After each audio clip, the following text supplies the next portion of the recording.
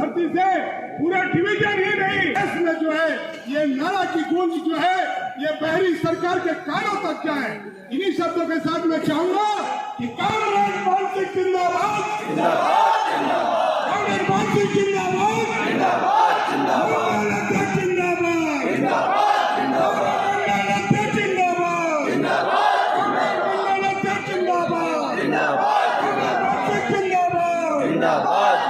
राजेंद्र भैया जिंदाबाद, मोदी जी जिंदाबाद, जी जिंदाबाद।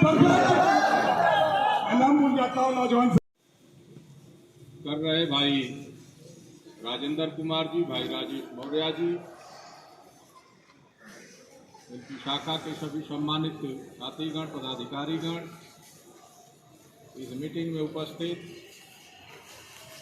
एसएनटी शाखा के शाखा अध्यक्ष श्री अजय प्रताप जी, आरएसओ शाखा के शाखा मंत्री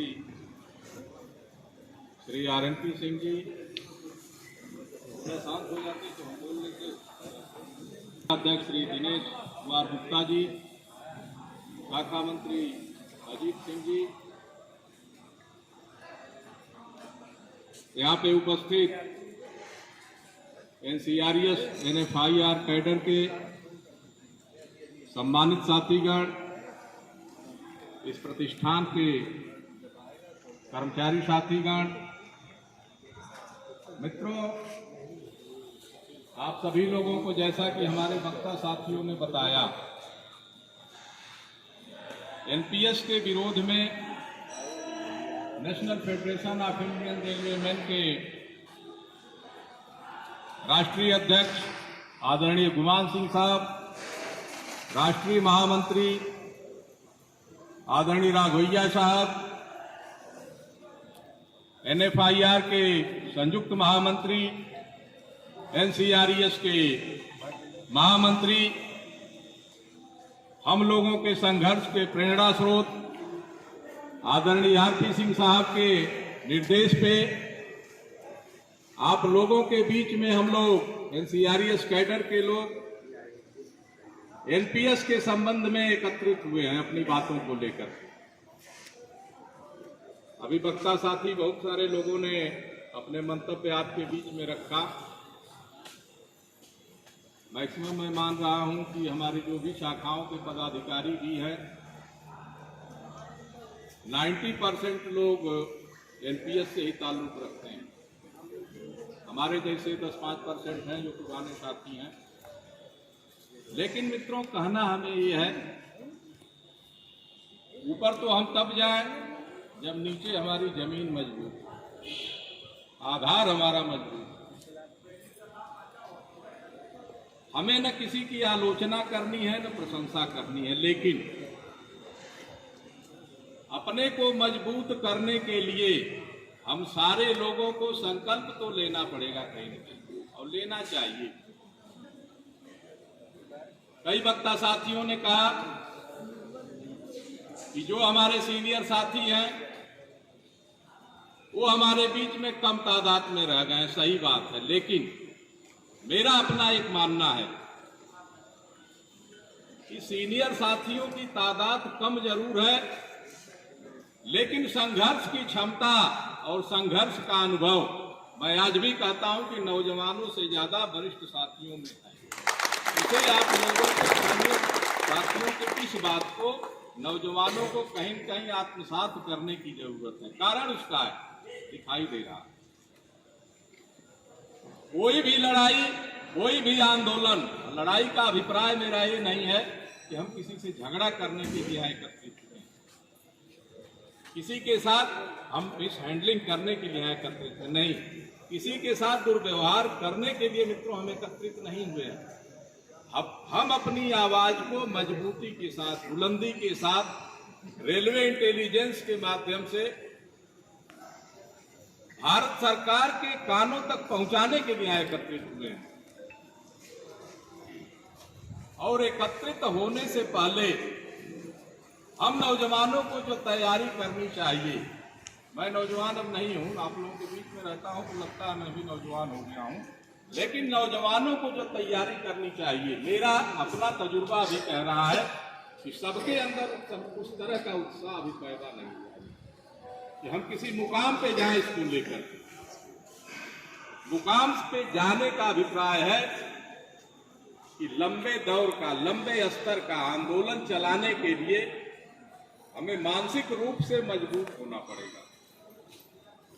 मानसिक रूप से मजबूती तब आएगी जब शाखा का केवल शाखा मंत्री और शाखा अध्यक्ष या शाखा के पदाधिकारी के अलावा और भी जो कर्मचारी साथी हैं, उनके मन में भी ये भावना अगर पैदा हो जाएगी कि नहीं, एनपीएस को भगाना ही भगाना है, और उसके लिए एक जज्बा, उत्साह लेकर के जब वो अपने नेताओं से कहने लगेंगे कि यार तुम चलो, तो काम छोड़ो, चलो, हम साथ तुम्हारे चलने के लिए तैयार हैं, तभी आंदोलन हमारा सफल हो पाएगा। मित्रों, इस पे थोड़ा सा हम लोगों को जरूरत है इस बात की होमवर्क करें सभी लोग अपने अपने यूनिट में, और विशेष करके जिम्मेदार जो हमारे शाखा के पदाधिकारी लोग हैं, मेरा उनसे भी करबद्ध निवेदन है इस बात की कि एनएफआईआर ने आह्वान किया है, एनसीआरएस के महामंत्री जी ने आह्वान किया है, उनका निर्देश मिला है, ऐसा अब मत करिए कि चुपचाप काम छोड़िए, गाड़ी में चाबी डालिए, चले आइए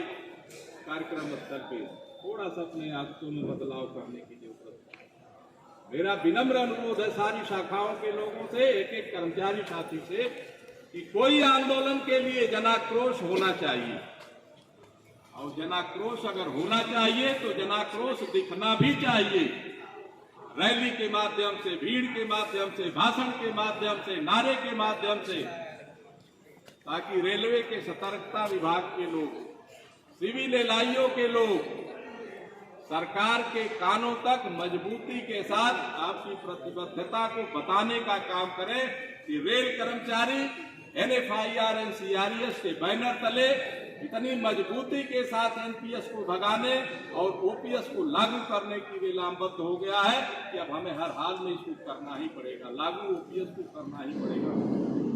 ये संकल्प लेना है हम लोगों को। हमारा तो ये मानना है साथियों कि बिना संघर्ष के, बिना मैदान में आए, बिना आंदोलन किए वर्तमान सरकार में कोई भी उपलब्धि हम हासिल नहीं कर सकते, चाहे वो महंगाई भत्ते का मामला हो या अन्य सुविधाओं का मामला हो। आज मीटिंग एनपीएस को लेके हो रही है, तो एनपीएस पे ही चर्चा होनी चाहिए।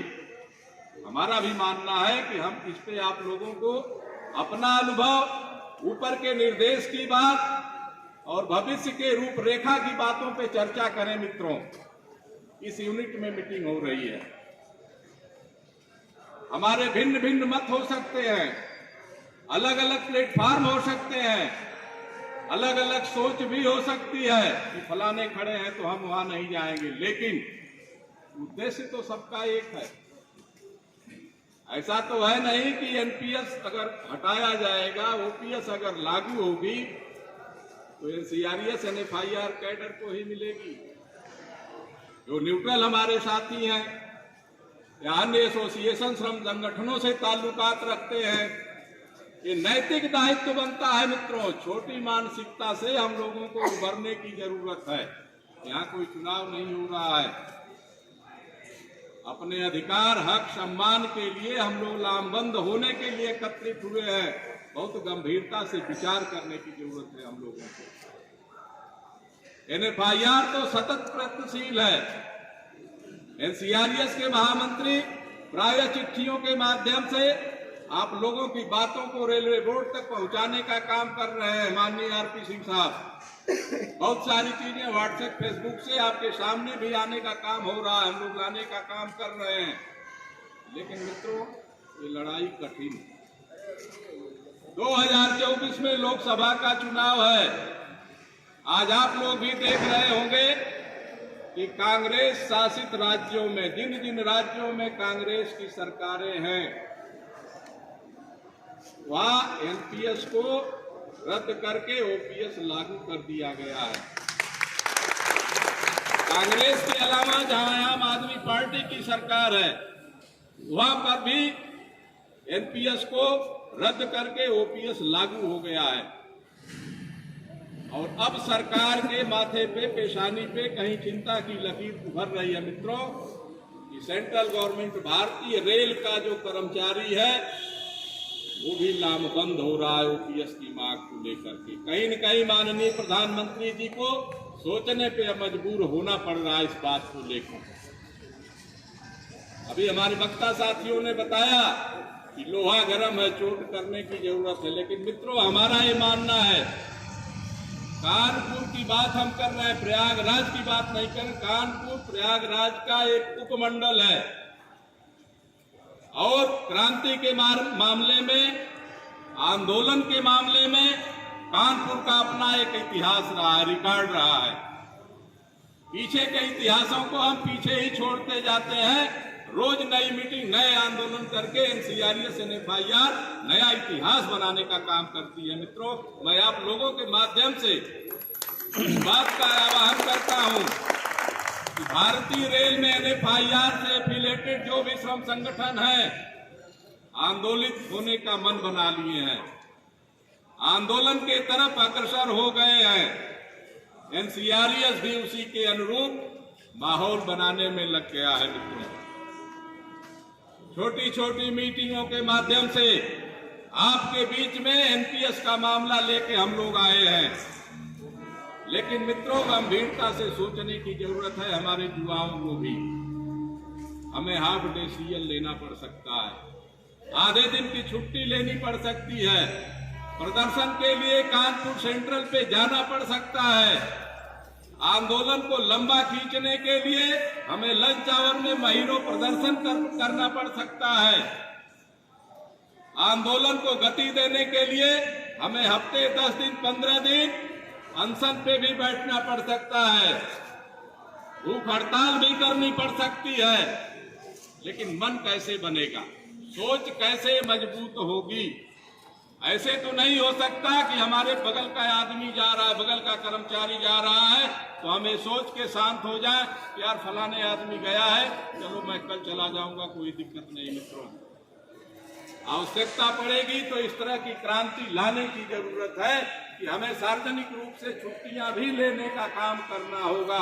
प्रार्थना पत्र यूनियन के माध्यम से, संघ के माध्यम से अपने अधिकारियों के पास भेजने का भी काम करना होगा कि आज एनपीएस को भगाने और ओपीएस को लागू करने के लिए हम लोग सार्वजनिक रूप से छुट्टी अवकाश पे जाने का भी काम कर रहे हैं। और अवकाश पे रहते हुए हम कानपुर सेंट्रल पे प्रदर्शन भी करेंगे, धरना भी देने का काम करेंगे। मित्रों, इस तरह की मानसिकता बन रही है।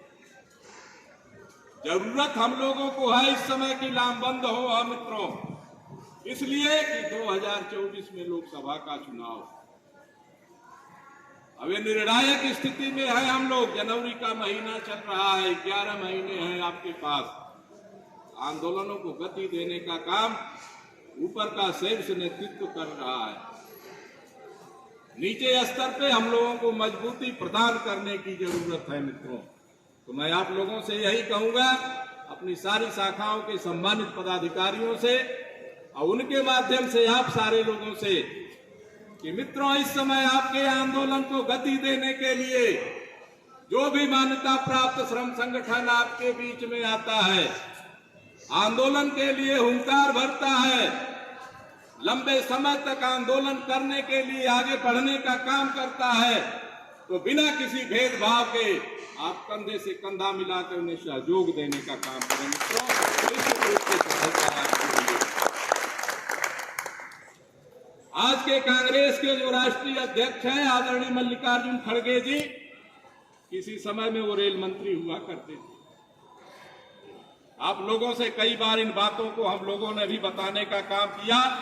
एनएफआईआर के महामंत्री राघवैया साहब पुरानी पेंशन की मांग को लेकर के आदरणीय मल्लिकार्जुन खड़गे जी को भी संतुष्ट करने का काम किए थे।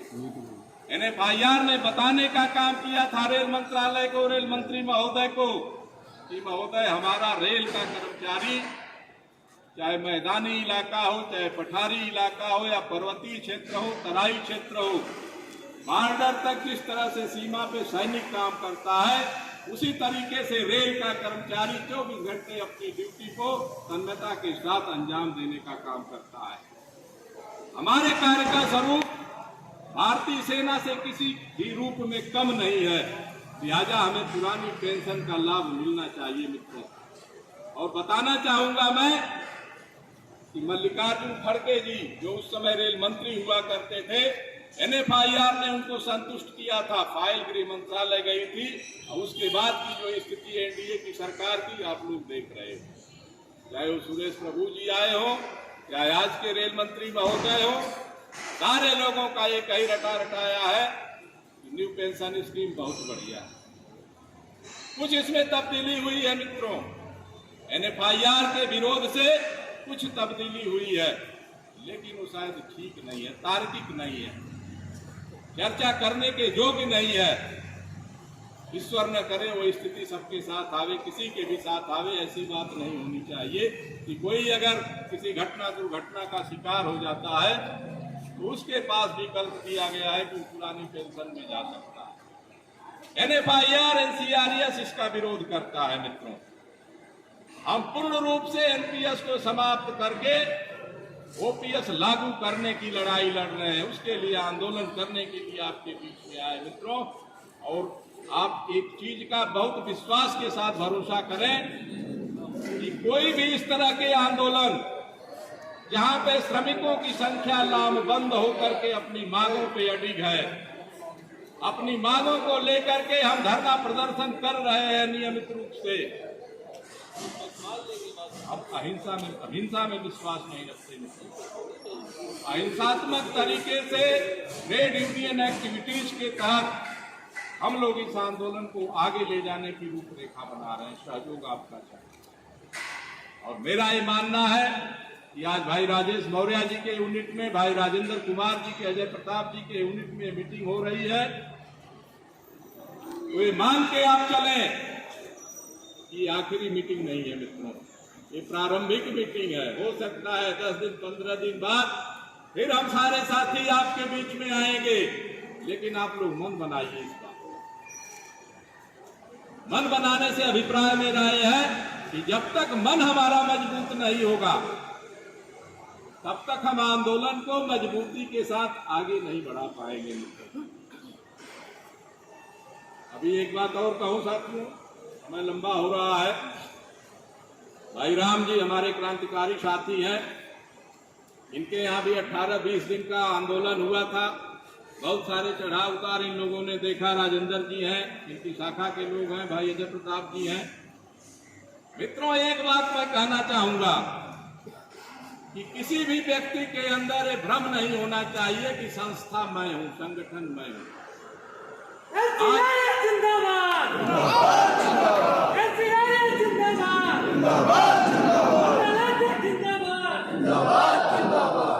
किसी के भी मन में इस तरह का भ्रम नहीं होना चाहिए कि संस्था मैं हूं, मुझसे संस्था चलती नहीं। मित्रों आज मैं NCRES प्रयागराज मंडल का मंडल अध्यक्ष हूं। अप्रैल 2015 से पहले कोई और था, जून 2025 के बाद कोई और होगा, या कल ही कोई और हो सकता है। अगर हमारे मन में इस तरह का भ्रम है तो ये गलत भ्रम है। हर पदाधिकारी को एक सिपाही की तरह संगठन में काम करना चाहिए। अगर ये मानसिकता है तो कभी किसी को कष्ट नहीं हो सकता।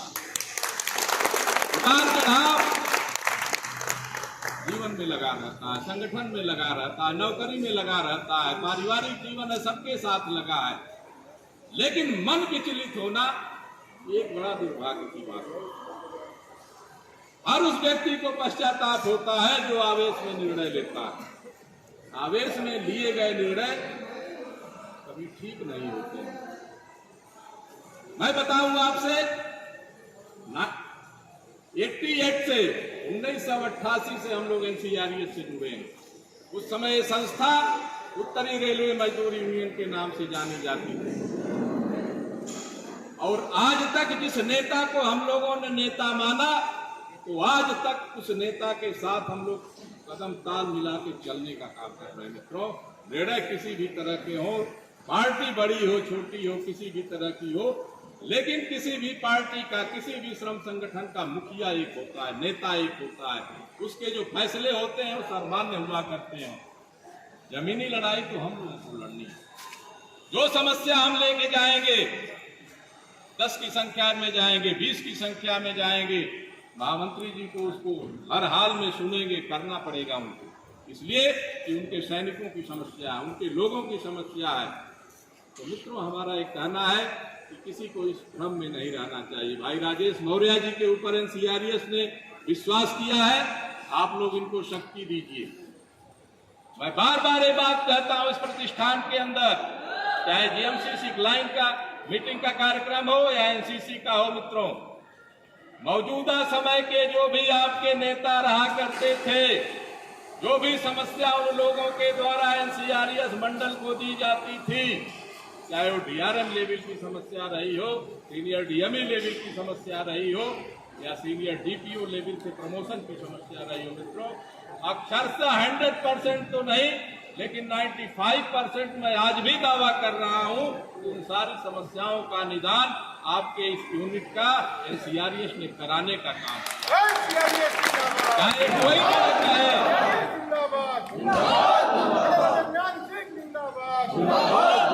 कोई भी ये बात कहे कि हमने कराया नहीं, ठीक है, हम कहते हैं आप शाखा मंत्री थे, आप शाखा अध्यक्ष थे, आप सम्मानित पदों पे थे, आपने कराया, लेकिन एक कड़ी बनी हुई है, शाखा समस्या देती है मंडल को, मंडल जाके प्रयास करता है, जो हो जाता है आपके बीच में शाखा के माध्यम से हम भेजने का काम करते हैं, जो नहीं होता है महामंत्री जी के माध्यम से हेडक्वार्टर ले जाने का काम।